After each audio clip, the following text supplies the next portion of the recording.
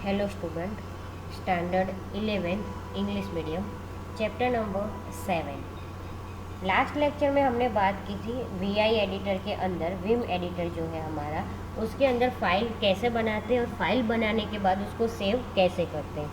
सो आज हम बात करेंगे moving around in the document, means document के अंदर हम कैसे घूम सकते हैं। So you must have observed when creating the file about underscore Gandhi ji, the arrow keys were not working as per our expectation.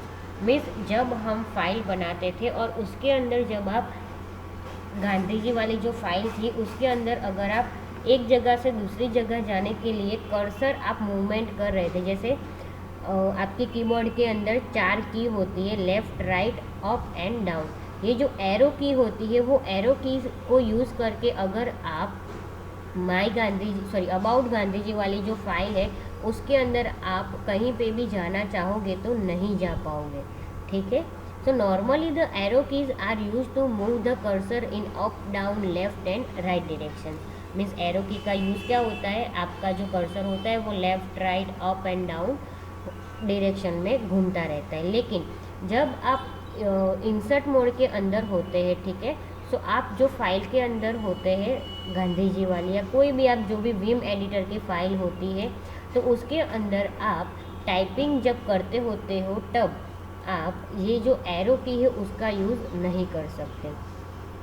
When using the Vim editor, we need to use some special keystrokes to move within the document after going to the command mode. Means Vim editor के अंदर क्या करना है हम लोगों को, special की strokes है जो आपको उसके अंदर यूज़ करनी है जहाँ पे आप एरो की यूज़ नहीं कर सकते।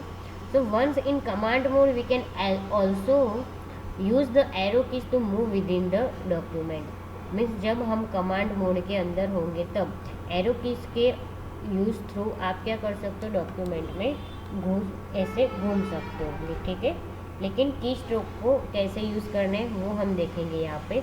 तो यहाँ पे आपको बोला गया है कि अगर आपको कर्सर लेफ्ट साइड ले जाना है तो आपको वहाँ पे एच की प्रेस करनी होगी। यहाँ पे क्या बोला गया है कि जब आप कमांड मोड में होंगे, ठीक है, नॉट इन इंसर्ट मोड। यहाँ पे इंसर्ट मोड की बात की है कि जब आप इंसर्ट मोड में होंगे तब आपकी एरो की वर्क नहीं करेगी, लेकिन जब आप कमांड मोड में होंगे, मीन्स इंसर्ट मोड के बाहर होंगे, तब आप एरो की का यूज़ कर सकते हो।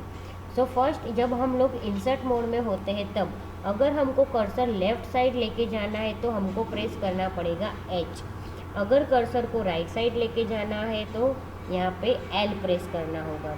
अगर कर्सर को नीचे लेके जाना है तो डाउन तो जे प्रेस करना पड़ेगा, और अगर कर्सर को अप लेके जाना है तो के प्रेस करना पड़ेगा। अगर स्पेस छोड़नी है तो स्पेस बार जो है बाय डिफ़ॉल्ट वही। वैसे ही यहाँ पे आपको बहुत सारे ऐसे की स्ट्रोक दिए गए, आप एक बार देख लेना और पढ़ लेना, आपको पता चल जाएगा। ठीक है, then after editing the document, means हमारा जो डॉक्यूमेंट था अबाउट गांधी जी उसके अंदर हम यहाँ पे थोड़ा सा चेंजेस करेंगे, उसके अंदर थोड़ा एडिटिंग करेंगे। So editing the document is one of the most common operations that the user would perform once the document is created. Means जो डॉक्यूमेंट के अंदर एडिटिंग होता है वो क्या होता है, जब भी यूज़र कोई भी फाइल बनाता है, ठीक है, कोई भी डॉक्यूमेंट बनाते हैं तो उसको जो एक बार बनाई उसको फिर बना के रख नहीं सकता है, उसके अंदर उसको कोई ना कोई थोड़ा सा चेंजेस करना होता ही। So it is possible to insert और delete any data at specific position as per our needs. So हम क्या कर सकते हैं, हमारी फाइल के अंदर डेटा इंसर्ट भी कर सकते हैं और डिलीट भी कर सकते हैं। So we can also replace contents और change the case of individual characters if required. A user needs to toggle between the command and the insert mode when we edit the document. The characters in table 7.2 showed us how to initiate different insert options. Let us try to add the contents given in the box below to the file about the underscore Gandhi ji. So अगर हमको यहाँ पे क्या बोला गया है कि ये जो बॉक्स के अंदर जो लिखा गया है, ये जो डिटेल्स है हमने जो फाइल बनाई थी अबाउट अंडरस्कोर गांधी जी उसके अंदर हमको लिखनी है। So to edit the document, we need to again open it using the vi command. Means vi command को यूज़ करके हमको उसको ओपन करना है। So hence execute the command vi space about underscore Gandhi ji, you will observe that the blinking cursor is visible on the first character at the top left। Means देखो यहाँ पे अगर हम टर्मिनल ओपन करते हैं और यहाँ पे हमारी फाइल थी vi space about underscore Gandhi ji और यहाँ पे एंटर देती हूँ। सो यहाँ पे हमारा कर्सर फर्स्ट लाइन पे है, मीन्स यहाँ पे जो फर्स्ट कैरेक्टर है वहाँ पे। अभी कर्सर हमको नीचे लाना है तो हम यहाँ पे एरो की का यूज़ करेंगे तो वो नीचे आ जाएगा, ठीक है। तो यहाँ पे जो लास्ट लाइन में जाके मैं यहाँ पे एरो की का यूज़ किया और एंटर देती हूँ। सॉरी, फर्स्ट हमको इंसर्ट मोड में जाना होगा इसके लिए, तो अगर मैं कीबोर्ड में से आई प्रेस करूँगी तब ही मैं इंसर्ट मोड में जा पाऊँगी, और आई प्रेस मैंने कर दिया है। अब मैं यहाँ से एंटर पे क्लिक करूँगी तो मेरा कर्सर नीचे आ गया। तो यहाँ पे आपको वही बताया गया है। So in normal cases we would have use the I option to enter the insert mode. Means हम रेगुलर नॉर्मल केसेस में क्या करते हैं, आई यूज़ करते हैं इंसर्ट मोड में जाने के लिए, but we need to append the contents at the end. Means हमारा जो कर्सर है उसको हमको लास्ट में लाना है। सो कर्सर को अगर आपको लास्ट में लाना है तो यहाँ पे आपको बोला गया कि type G and you will see that the cursor gets positioned at last line. Means आप जी प्रेस करोगे तो आपका कर्सर नीचे आ जाएगा, ठीक है। अब हम यहाँ पे क्या करेंगे कि हमारी जो ये फाइल है उसके अंदर हमारा जो ये डेटा है, ठीक है, वो डेटा हम वहाँ पे ऐड करेंगे। तो यहाँ पे हम लिखेंगे his mother Putlibai was a very religious lady and used to tell him stories from the scriptures and mythology. Then after, little Gandhi grew up to be an honest and decent student.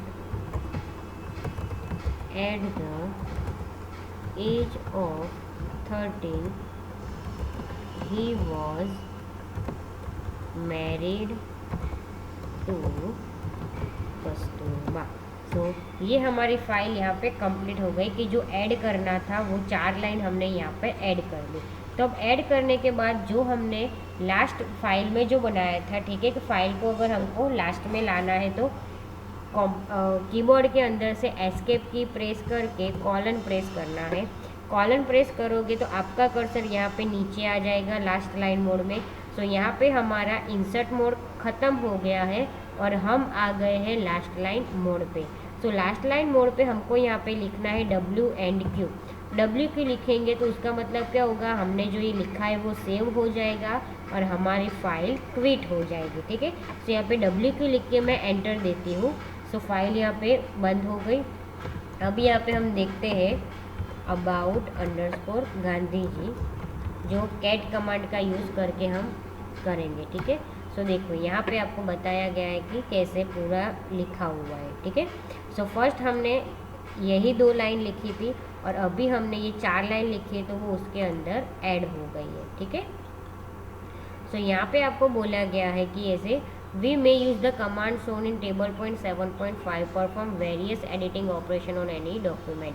Means यहाँ पे आपको दिया गया है कि अगर आपको कोई एडिटिंग करना है, ठीक है, तो ये डिफरेंट टाइप्स ऑफ कमांड है, तो कमांड का आप यूज़ कर सकते हो, ठीक है। और यहाँ पे उसका यूज़ है, आप एक बार पढ़ लेना तो आपको पता चल जाएगा।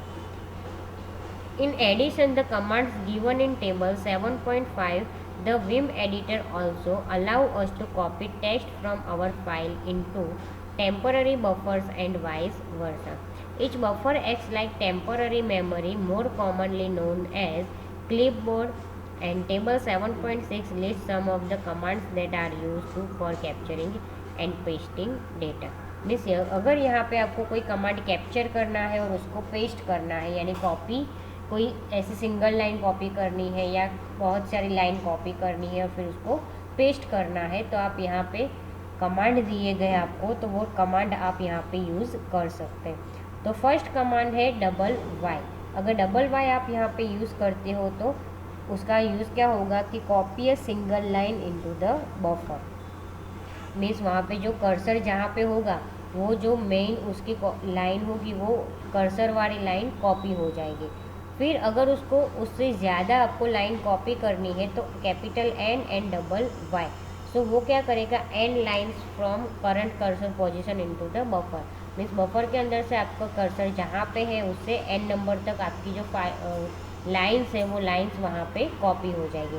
Then after P for paste. So place contents of buffer after current line defined by current cursor position। Means आपका जो कर्सर पोजीशन है उसके बाद आपकी जो आपने जो कॉपी किया है वो वहाँ पे पेस्ट हो जाएगा। ठीक है। सो आज के लेक्चर में इतना ही, बाकी का हम नेक्स्ट लेक्चर में देखेंगे।